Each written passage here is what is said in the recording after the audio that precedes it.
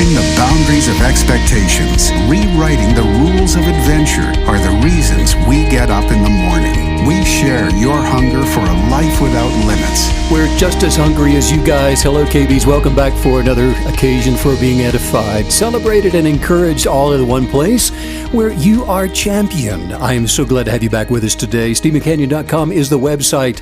Miss Maggie, greetings, my bestie. I'm hungry too. No, that's not the kind of hunger I'm talking about. Oh, I am always spiritually and physically hungry. Where are the no-bake cookies? You ate all of them. I didn't eat all of them. You actually did, though. No. True story. But that was my lower nature, and I'm sorry. You're like, I just want to apologize to everyone right off the bat. Please forgive me. They were so good. Oh my gosh. It's your favorite. They call them preacher cookies. Did you know that? I did know that, yes, because it was when you saw the preacher coming down the dirt road to visit you unexpectedly, it was the one thing that you could whip together. And you knew they were going to like it. And you knew you'd be even a preacher on good terms with the Reverend. Eat those cookies. That's funny. It was a challenge, though, at this altitude, wasn't it? They were a little sticky at first, but it didn't matter. You know, what's a sticky cookie? Everyone tunes in next week and you're like, I'm a pastor now. I'm in it for the cookies. Yeah. Open your recipe books. Yes.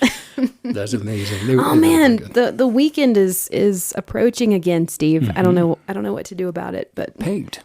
I'm ready. Paint like there is no tomorrow. I'm ready. I've actually ordered some very large tubes of paint, so I'm equipped for the weekend. Cool. So, I was just did another podcast as a guest, and one thing that we kind of got caught up in a conversation of, which I still want to continue, I find intriguing, mm-hmm. is identity. Identity. Who do you identify as? And what a topic. We didn't have enough time on this other show to really, and I don't think we will on this one either, and probably not on the next one either. But it's an eternal pursuit. It is a forever thing. But identity, because when you think about that, what do you identify with? Who do you identify with? And it's often put to us, for example, if you do attend a master class for Think and Grow Rich, or becoming something, or you're going to school to become a doctor, an engineer, whatever. You begin identifying with that character, right? Absolutely. So, which is a fascinating thing, because when you realize the mental constructs that are being portrayed in the pursuit of identifying with something. For example, you can imagine to be a milk farmer, but you really are just you. A milk farmer? Well, sure. You could identify to be a pool shark, somebody that plays pool. Okay. Like Minnesota Fats, a celebrity pool player from way back when. You identify with being the professional pool player, or the professional milk farmer, the professional... Why you keep laughing at me? Because I'm imagining, harvesting milk out in the field. But you get the hat. Almond milk. Right. You get the hat. You get the apron. Yes. You got the muck boots on, mm-hmm. and all the stuff that goes with that. Yeah. And you wear the name tag says milk farmer. It's funny. We were watching a Hallmark movie not that long ago, and remember the character, and he was a painter, and so he just walked around all day covered in paint. Like, he would go out to nice restaurants, yes. But they wanted us to know that he was a painter. So he had this big swath of paint on his forehead. It was like a badge of honor, and you could just tell that he'd take his thumb and he would wipe it across his forehead, and he would walk into a shop and they go, "You must be a painter." They go, "You got something on your forehead," and go, "Oh, I'm a painter." That's who I am. But there's some issues. There's some real serious issues that begin to come up to arise when this is your way of life. And the reason this is so important, I think, for us to continue to unpack is because we solve a lot of problems by becoming aware and changing perspective and being able to observe how we do life, especially when it comes to what we identify with. That is so true, that awareness solves so many problems. I remember before even being aware of identification and kinetic belief affecting you. I'm going around goodness gracious, watching horror movies and and talking about God knows what. And I just remember, I mean, it's almost funny when you finally become aware of what you're doing to yourself. You're wrecking your life is what you're doing, because so here's a good place to start. If you like to paint like you do, or the guy that was, what was a Hallmark or something. Yes. If you like to paint, rather than seeing yourself as a painter, see yourself as someone that enjoys observing the experience of painting. As an observer of that thing, you are an observer of what it means to be a milk farmer. And can we move on from farming milk? I don't know. It's, I obviously, I'm stirring up my curiosity because I'm interested. Oh my gosh. Maybe I want the experience. How much is a cow anyway? You know, it is funny. You just mentioned experiences, and what you're describing is such a cool way to live. You know, as a kinetic believer, it's so much fun because if we're not identifying with all these things, we're actually just observing them. It allows us to do more. It allows you to be the painter. It allows you to be the musician.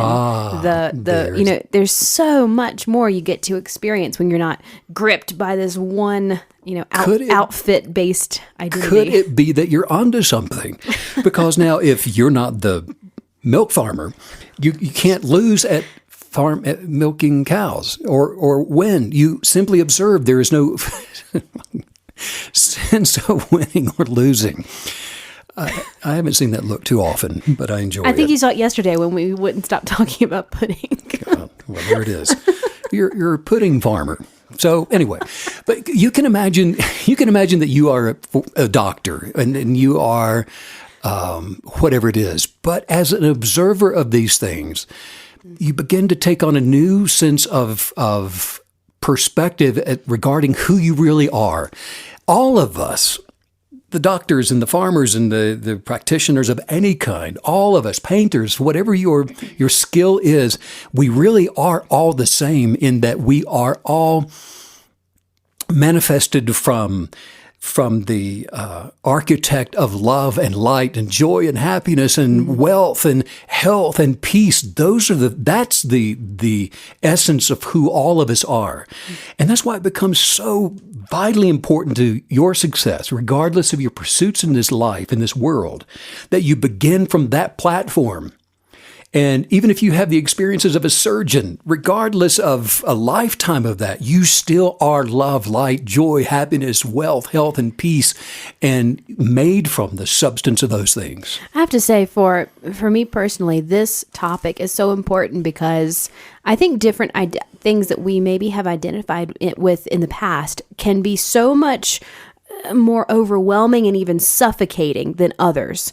And so, for example, if you have trained to do something and to be something and practiced in it for most of your life, I think you can be overwhelmed by that much easier than just maybe a new notion. For example, growing up, learning the violin, playing in symphony, having recitals and lessons, life was all consumed with music, and there were many wonderful parts to that. But I have to say, once I realized that there was more to me than that, it was quite an epiphany. You are not your experiences. That's what it comes down to. As a violinist, you're not a violinist. It's an experience that you're having. Right. It's an experience that love, light, joy, happiness, health, wealth, and peace is having. As a violinist, you're observing the experience of that. You're not that. You may imagine to be some of these things, but here's the issue I think that we want to get to, is that when you identify with feelings, with activities, with the world as it goes by, if you identify with the egoist thoughts that are rifling through your mind, saying, here, follow me over here, there's something wrong, this is who you are, don't you remember what they said about you, that's who you are, identifying with all of these mental constructs, here's the issue. If you have a sense of being depressed, then you say, I'm depressed. And the problem with that is, as identifying with someone that's depressed, you're going to manifest that. That's what you're going to attract in your life. You attract what you identify with. If you say, I'm angry, I'm worried, I'm doubtful, I'm mad, I'm sick, I'm fearful, any of those things that you really are not, you might be experiencing that, and observing that is the place that you want to get to. I want to recognize the physiological, chemical reaction that I'm having that's causing a sense of being depressed. And so I'm going to observe that, and which then separates me from it. And if I'm separated from it, then I'm not that. And now all of a sudden I'm back in control of who I really am. And that's looking within, recognizing the higher being that I really am. This is fascinating because you began by talking about this concept really as it pertains to occupation. So artist, musician, physician. And then you just brought in really mental illness, mental problems, mental status. And so I'm wondering, does this idea that you're telling us about today, does this also overlay with just anything you can sort of imagine? Does it overlay with wife, daughter, mother, any role, any label that we can put on ourselves? That's the word, underscore, label. Label. How many times have you heard or have you said, I'm sad? Well, it's nice to meet you, sad. What do you mean? That's always a good dad joke. Hello, sad. Hello, sad. Well, that's the reality of it, because when you say that, there's a legalistic manifestation. Your words are things, and it's powerfully important to recognize what it is that you're saying. I'm just sick and tired. Well, it's nice to meet you, sick and tired. There is a danger to identifying with anything that is negative, because when you do that, as attaching yourself to the negative thing, that is the beginning of attracting more of the same into your life. Well, it's like you always tell us, we need to remember that this is the law of attraction, the law of kinetic belief. It is a law. It's not a suggestion. It's something that we are living by, whether we are agreeing or participating or think we are or not. Well, somebody says, well, who am I then? I hear what you guys are saying, but there's got to be something to me, right? Well, all of us come into the world, and we all leave the world in the essence of who we really are before we ever got involved with redefining ourselves. What you identify with in between the moment you come and the moment you leave is totally up to you. You are beautiful. You're a complex thing, but you were created dynamically to be that. And then we get in there and we start messing with all these mental constructs and saying, well, wait a minute, I'm really sad. I'm really angry. I'm happy. I'm mad. And you take over using the ego sense of being to redefine yourself. And then, gosh darn it, that's what you're going to manifest. That's how the law of attraction works. We were watching this really wild movie last night, and this man had his ego had gotten the best of him, and he had gone off the rails and forgotten who he really was and what was really important in life. And his friends set up this elaborate, I guess you could call it a prank, but really it was just this elaborate ruse to make him think he was going to die the day after Christmas, which was like 2 weeks away. But it's just making me think of what you're saying. You know, there are moments of clarity that we don't need to approach death to achieve. That's what being a kinetic believer is all about. Recognize that you have final authority in the life that you're going to experience. It's what you believe that you're adhering to and relying upon that you're going to manifest into your life. The design of all of this, Meg, the cosmos, within the forms that we can see and touch, the empirical forms, it's the life of nature, which is the advancement and the unfoldment of all of life. And in the process of this expression of life, every single human being should have and is meant to have all that they can possibly imagine to be and to receive, so that through the pursuits of their own unique genius of purpose, which is the pursuit of your curiosities, delighting in your intellect, that whatever you are curious about, you can then contribute to the power and the elegance and the beauty and the richness of life as an expression of that for all others to edify and encourage and celebrate and enjoy through your pursuit.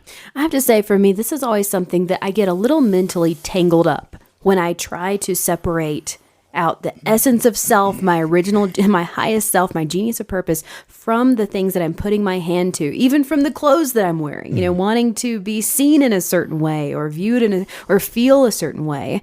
And so I'm wondering, how do we truly know that we're separating ourselves away from identification and moving over fully into observation? First of all, we take ourselves away from the effect of our actions. In other words, we get out of the practice of saying, what will this bring me if I act this way, if I present myself this way? Because we're looking out and measuring through from what we believe others are going to react or not react. In other words, the person who attracts their best life and has what they desire for living all of the life that they're capable of living, that is somebody that is living and developing their life according to their highest viewpoints and their imaginations. They're working in their journal. Mm-hmm. And they're constructing their articles of faith. They're saying, here's who I am. This is what I'm passionate about. This is what stirs my soul. This is what makes me cry. This is where I want to make a difference with my life. Because, look, no person who has not attracted at whatever point in life you are, something that you really care about, something that moves you, like we're talking about, if you've not done that yet, you still have not reached the beginning of the pinnacle of living your best life. There's still something out there. If you can imagine it, you're supposed to have it. That's the way that the Creator set all of this up. A desire is not there for no reason. You have a desire because that is something you're supposed to be reaching toward. It's something that you have all of the ability that will ever be necessary for you to attract in your life and see it manifest into the empirical form. As I'm visualizing the process that you just walked us through, I'm finding myself wondering, I know that it's obviously a human tendency as you walk and go through life and you see people, we can have this tendency to want to put them in a box and want to even place identification on other people.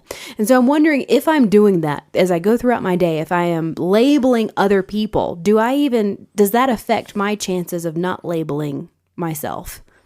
Labeling other people is just another word for judging people and determining and measuring what you think they are or are not, rather than unconditionally accepting other people for where they are, who they are, and what they're representing.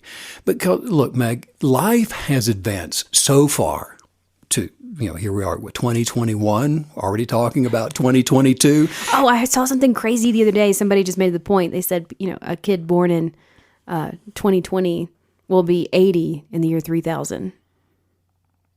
80 in the year 3000. But that's not accurate. Oh, it's not. No. Well, it had thank you for that tidbit. It had a lot of comments like, you might want to redo the math on this. I'm scratching my head. Thank here. you, Twitter. Wow. Yeah, and I wonder what we'll call the generation. I'm over the letters. I want something fresh. Like they should be star children, not X or Y or Z. That's pretty cool. Star child. The children from the stars. But regardless of what we'll call the generation, and here we all are in 2021 having this conversation, and it's because life has advanced so far and become so complex that even the most average person now requires that they manifest these higher viewpoints and transcend the ego to begin believing and adhering to and relying upon the essence of who they were created to be, so that they can be an expression of the person they were created to be in this journey of awareness and presenting even them. Here's something. You, me, the listener, you guys out there living your best life and putting a demand on these things showing up in your life, you actually, part of our purpose, I need to write this down, is to be a curiosity for others. That people will find you so unique, so different, so weird, so odd, so peculiar that you're a curiosity to delight in. That people will want to observe you, non-judgmentally in a negative way, but to observe you like walking through a gallery. and seeing your essence, seeing your diverse self, your one-of-a-kind, beautiful self. And so you're a curiosity, and that becomes the purpose of my genius, is to delight in intellectually. Wow.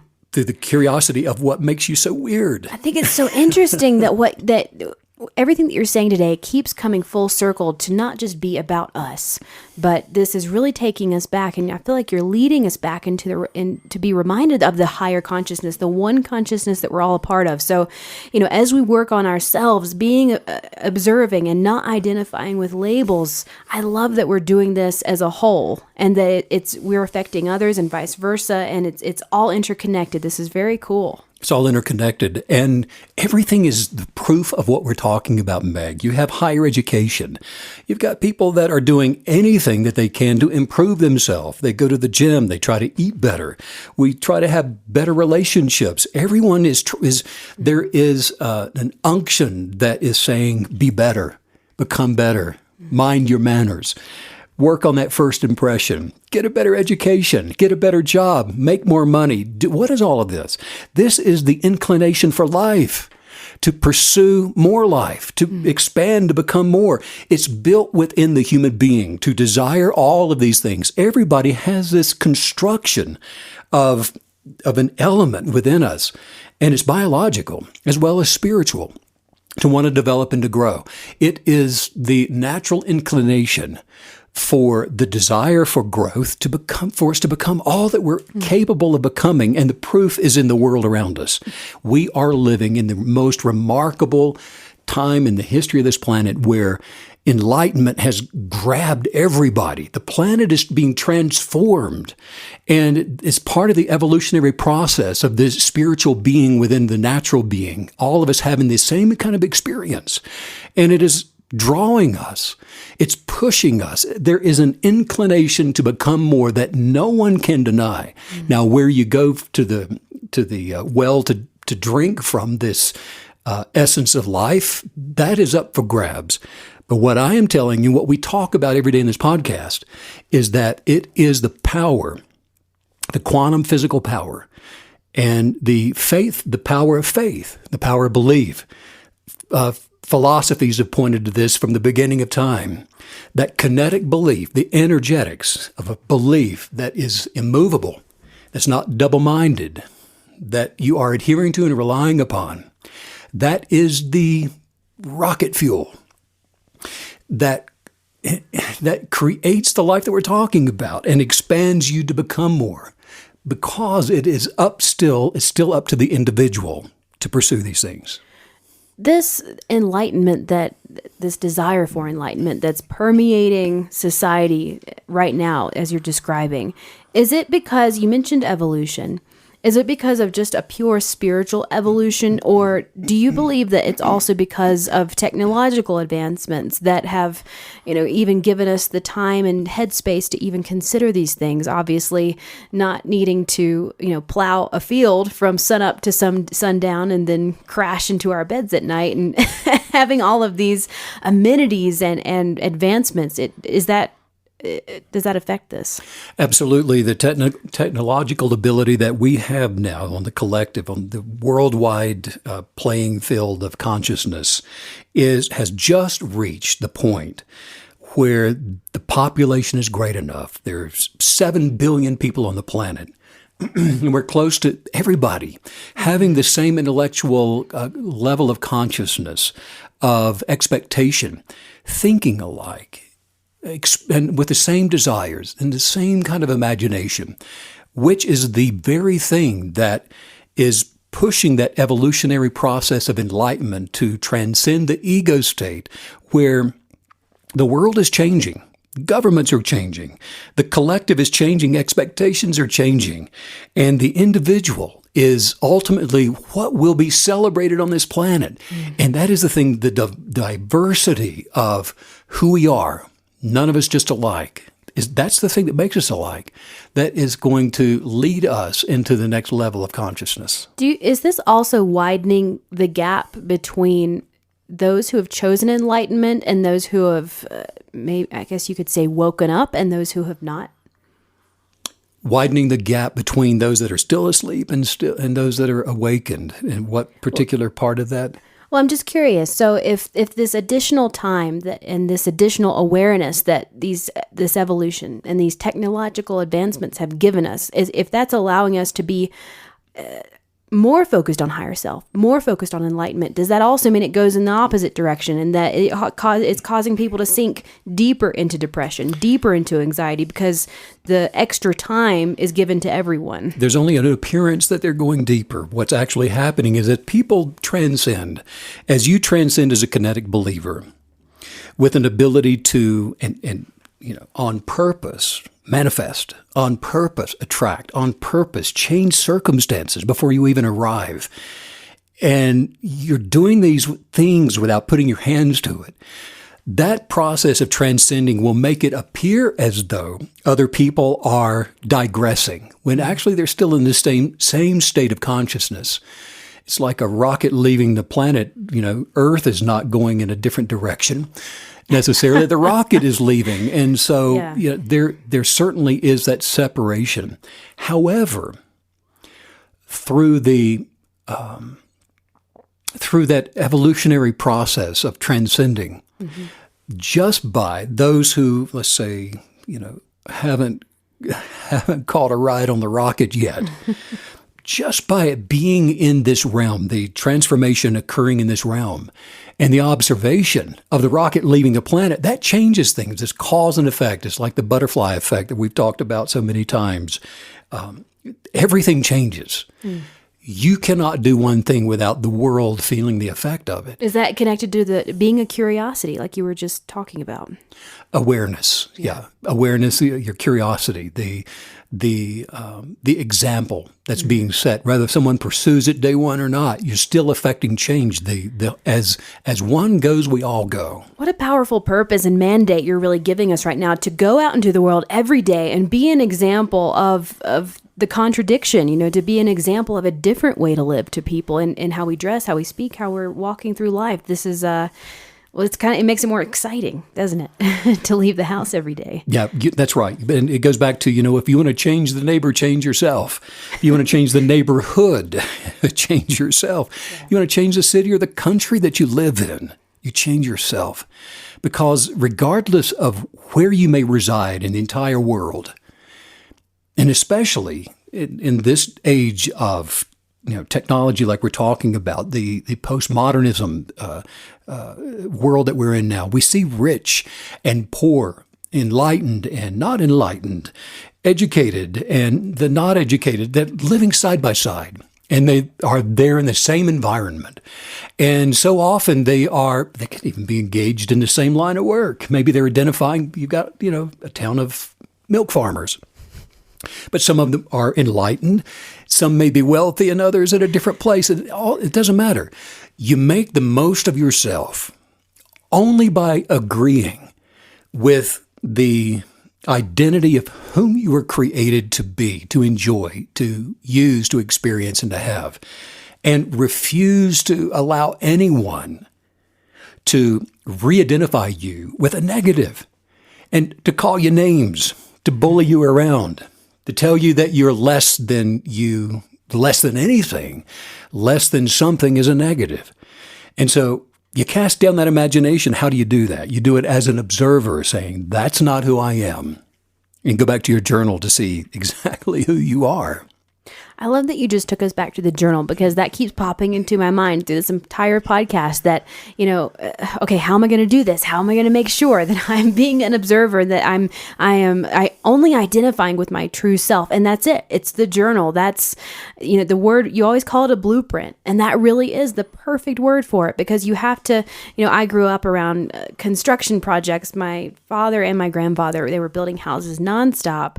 And those blueprints were always there. They're always out on the table, and they better be, or that's going to be one, janky looking house if you don't have a place to go. So a reference point, and that's exactly what our journal is. We're calling things out of the archetypal substance of things that are hoped for simply by journaling. Isn't that amazing? Yes. The substance of all things blueprinted as we should desire. Yeah. It contains the blueprint. We don't have to call the hardware store and say, I need to place an order because I've got a blueprint here. Now, this is remarkable if you think about it.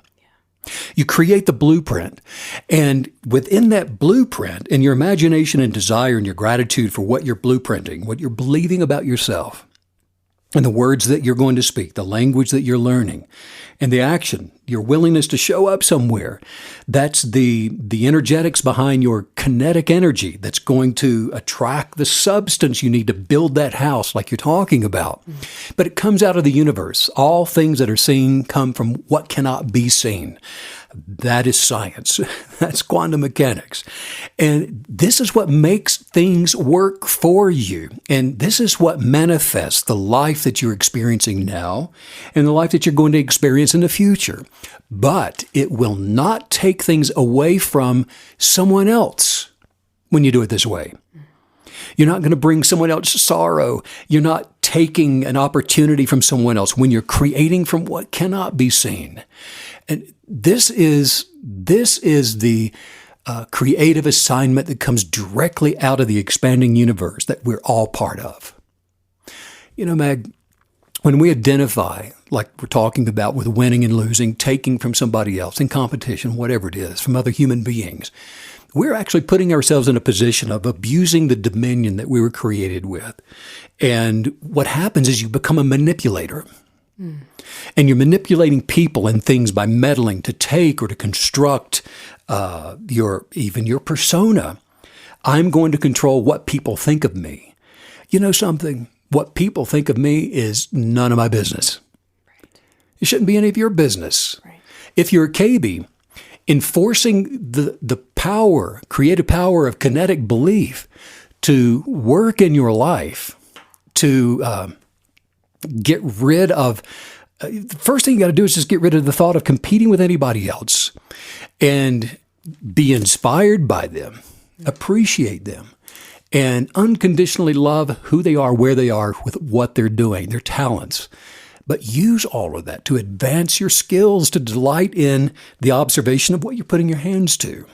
Because as you pursue your curiosities in this way, you begin creating and attracting great health and wealth and abundance, because you're not competing for what is already created. It's so important to be aware of this, to hang on to this awareness that abundance is not a limited commodity, because we're all so trained up in the idea that, you know, gold has a cap on it, or well, I guess Bitcoin will eventually, but all of the commodities that the world, that people say are valuable, they have, there's only so much, and there's only so much to go around. And so changing our thinking, and you're really helping us today, you're helping us reframe our thinking on abundance and source and where it's coming from, and obviously money, but everything else that goes along with that. Sure, because you know something, when you're in the world and you're living by those empirical forms, it's person says, I have, therefore I am. And the more I have, the more I am. And that's how the ego thrives. That's what grows it and makes it become more. And it's through those kind of comparisons and, you know, measuring. If I've got more measurement than you, then I'm bigger and better than you. How you are seen by other people turns into how you see yourself. And so you set yourself up, and if you start hearing that, you know, other people think that you are not all that or a bag of chips, then my goodness, you have set yourself up for destruction. If everybody had a hat like you've got hanging over there on the wall, which looks just beautiful on you, and it's a desert kind of hat. If everybody had one like that, then your hat would no longer serve to enhance your sense of self, if that's how you identify. That's where I'm getting it. with where your hat. And don't think that there wasn't a time in my life where my sense of self was not tied up in a hat. It was in a bag of chips. No. That happened. Right. You should have seen that hat, though. Right. Well, it's a great hat. But now so you could put on some ear warmers and get rid of the hat. And then you would, if that were the case, you would then regain some sense of identity by seeing yourself and being seen as more enlightened than other people, because while they're wearing the desert hat, you've got on ear warmers. Well, and you using the word manipulation really hit me hard on this topic, because manipulation, I think we use it as a large word, a big word, and it's important to understand what you're telling us, the nuance of this, that when you put on the hat with the motivation of trying to get someone else to think something about you, you're participating in manipulation. And I mean, you're shooting yourself in the foot before you've even begun. You put the hat on because you like the hat. You like the color of the hat. The hat's functional for you, and you're enjoying wearing the hat. And so your motivation becomes different now. And so how you are seen by other people is no longer the mirror that's telling you what you are like and who you are. It's amazing how many books and blogs and things that you can read and consume. It's amazing how many things like that are out there where it's telling you how to talk, how to dress, how to act, to sell something, to get someone to like you, how to make a friend. And, you know, I like that you're getting rid of all that. You're sweeping all of that mess out of the way, and you're bringing us back to authenticity, even understanding what it is in the first place. What do you like? What brings you a sense of fulfillment? And how are you expressing yourself? Not through the eyes of others, but through your own eyes. Because if you get your sense of identity this way, like you're talking about, then this changes how you perceive yourself as being seen, and you lose your sense of identity, your sense of authenticity. You lose your truth. You lose your genius of purpose as soon as you re-identify yourself according to the dictates and the structures that other people are giving you. If you get anything this way, happiness, a sense of being loved or not, and from how others see you or don't see you, or you think that they see you, then you will become the ultimate place. This always leads to a sense of self-deprecation or depression, anxiety. And the lower nature of human consciousness produces a self-worth in a lot of cases, which just binds a person up with their sense of value that they're just solely getting through the eyes of other people. And you know something, actually in Western society, and I don't mean just here in Colorado, just Western society, most people need other people to give them a sense of identity. And that's why so many people are terrified at the thought of going off somewhere by themselves. Well, I wouldn't know what to do with me. I wouldn't know who I am.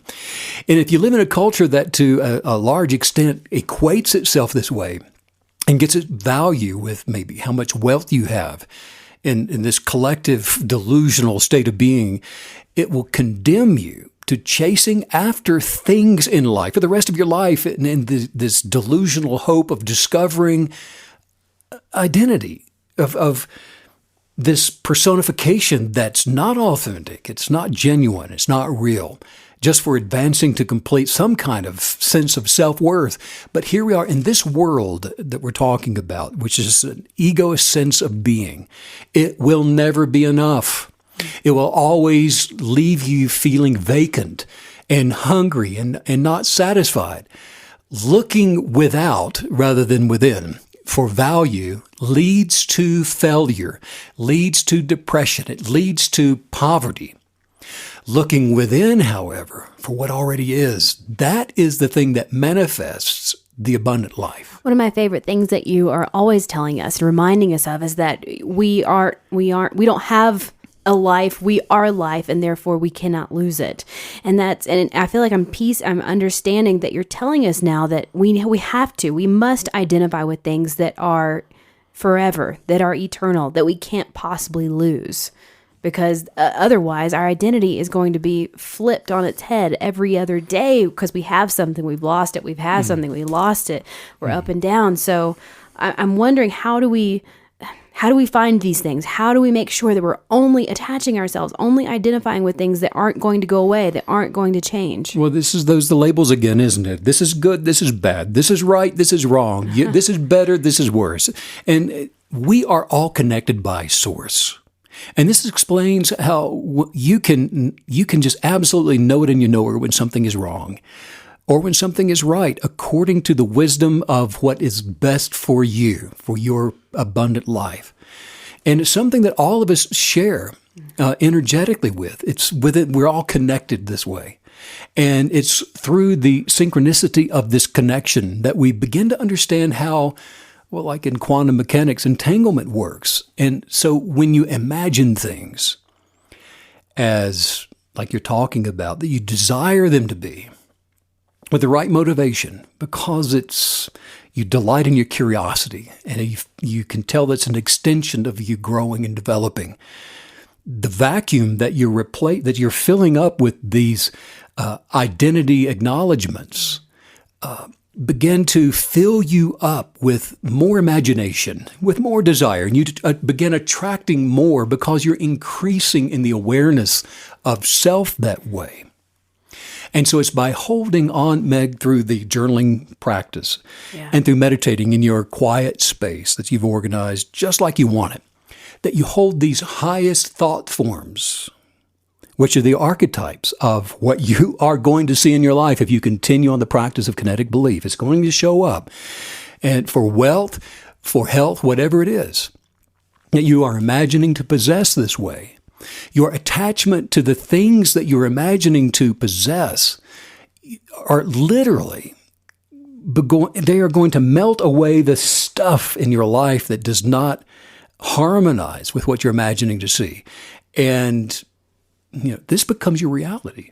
I love that you just combine holding highest thought forms with journaling, because it hit me that when we're going through this process, the journal becomes really the safe space, the only place that these ideas, these concepts, that your true highest self is even allowed to exist. Because I know before kinetic belief, you realize that everything you want is just something you saw. Well, I saw that walking down the street. Well, that's the car my neighbor has. That looked cool. I mean, nothing is original. Right. Nothing is truly you. And so seeing the journal as, it's not just a journal, it's a haven. It's a safe harbor for your true identity, for the true self, to know yourself, and then therefore to even know what the heck you even want out of life. Right. And so the neighbor's car takes on a different meaning to you. It's not something you identify with. You don't buy the car to sit in it and drive down Main Street waving everybody saying, "How do you like me now?" Wrong motivation. The car that you see that you appreciate, it becomes something that you want to experience. Yeah. You're curious about it. You want to delight in it, in your intellect to delight in it. That's the correct motivation that will attract the form of that in your life. The things that we're talking about here, the ontological, metaphysical expectation for these things becomes your reality when you're willing to stand forever with the right motivation, because then you're never going to have to stand for long. In the meantime, just be aware of your attachment to things that you're identifying with. Sometimes you may not know that you're even identifying with something, which is to say, until you lose it and there's some kind of threat of who you thought you were. I mean, imagine that. Take that car away that you said, "How do you like me now?" Well, who are you now without the vehicle? Who are you without the uniform? Or, in the case where you get rid of these things and, oh my goodness, the lifestyle of being on a journey where you're not identifying with the anchor that's keeping you in one place, like we talked about a few weeks ago, gypsies, a gypsy mentality, the journeyman mentality. And I don't mean necessarily in mileage that you're traveling, but being open to change, to diversity, because curious for what is beyond the next reach, what is beyond the next plateau. You want to go there and see. Everything that you've said today, it's given me such a strong sensation that understanding identity in this way, it sort of sets it up here at the top, and then all things, as a kinetic believer, flow down from that, almost as if, hey, if we can get this one thing right, we're going to intrinsically fix and achieve so many other things in our life. Is that Is that accurate? Connected to source, absolutely. Connected to the one thing that is responsible for the genius of your diversity. Because this is the beginning of the transformation of your human consciousness to all universal consciousness, where we operate in final creative authority, calling things that cannot be seen into this reality from where things cannot yet be seen. You know, I just get so excited over this topic because, you know, we love people and we want everybody to do so well. That's why you're here, not to fail, not to suffer, not to be sick, not to be in lack. That is not the design or the purpose of any of this. It's a choice. You can certainly experience it if you choose that, or perhaps because you don't know better. Either way, it's still a choice. Abundance and success is the holistic way of life for the person that has that positive attitude for all things being good, because each one of us is fully furnished intrinsically. It's the stuff you're made of. It's the universal DNA of the abundant life, to be able to enjoy whatever experiences that you put your hands to. I want you to do well. It may be a selfish reason that I have, but I want to see it. I want to hear about it. I want to applaud your parade as you go by. I want to see more of the Creator through every single person, don't you? Yes. Isn't that what we're here to do? Is to celebrate and champion each other. And it is easy. What's not easy is when you begin reasoning with wanting to do the wrong thing. Well, what would you tell somebody else to do? That could be such a revealing question. Let's work on some highest viewpoints. Yes. Just say this out loud. Say, I am, therefore I am. I am, therefore I am. I am the essence of love. I'm the essence of love. I am success. I am success. I am life. I am life. I am happiness. I am happiness. I am joy. I am joy. Therefore I'm strengthened. Therefore I am strengthened. I am whatever I choose to be. I am whatever I choose to be. In the experiences that I'm curious about. In the experiences that I'm curious about. And therefore, I am living. I am living my best life. My best life. I'm wondering, Steve, as we all go into the weekend, what is something just hyper practical that we can do as we meet people and have new experiences that will keep us heightened in this awareness of our true identity? Celebrate others wherever you go. Think of a way to celebrate the server at the restaurant. Thank them for what they're doing. Let them know how special they are. Celebrate and champion whomever you come in contact with today, the strangers at the grocery store. And then, by all means, wherever you are in the world this weekend, go on a picnic. And go on a picnic.